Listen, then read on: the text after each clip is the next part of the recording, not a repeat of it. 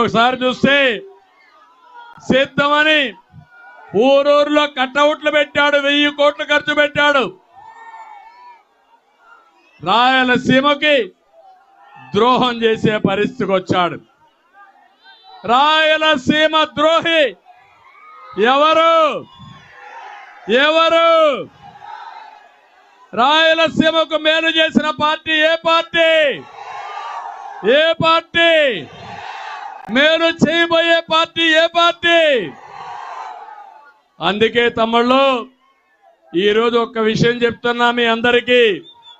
నేనేదో పింఛన్ ఇచ్చానన్నాడు. ఏంటి నువ్వు ఇచ్చిన పింఛన్ నేను అడుగుతున్నా. ఈ మాటలు మాట్లాడే బచ్చాలకు ఒకటి చెప్తున్నా, పింఛను ప్రారంభించింది నందమూరి తారక రామారావు గారు. తెలుసా చరిత్ర బచ్చాలు? మిమ్మల్ని అడుగుతున్నా. 200 రూపాయల పింఛను 2000 చేసిన పార్టీ ఏ పార్టీ? మనం చేశాం. నేను వచ్చుంటే తొలి నెలలోనే 3000 రూపాయలు చేసేవారు. నేనేదో ఇంటింటికి ఇస్తానంటున్నాడు. మేము కూడా ఇంటింటికే ఇస్తాం, దాంట్లో ఏం అనుమానం లేదు.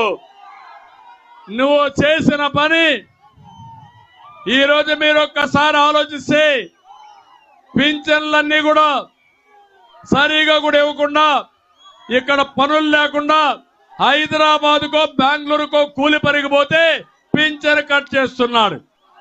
నేను ఒకటే హామీ ఇస్తున్నా, 3 నెలలు ఎవరికి పింఛన్లు కోత లేకుండా మీకు ఇచ్చే బాధ్యత మాది. మీ ఇంటికి వచ్చే ఇస్తాం.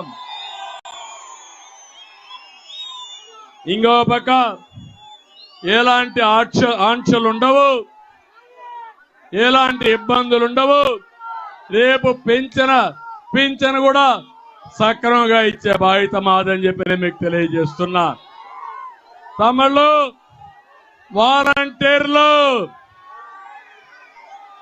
నేను ఒకటే చెప్తున్నా, ఏం తమిళ మీ అందరికి ఉద్యోగాలు వచ్చాయా?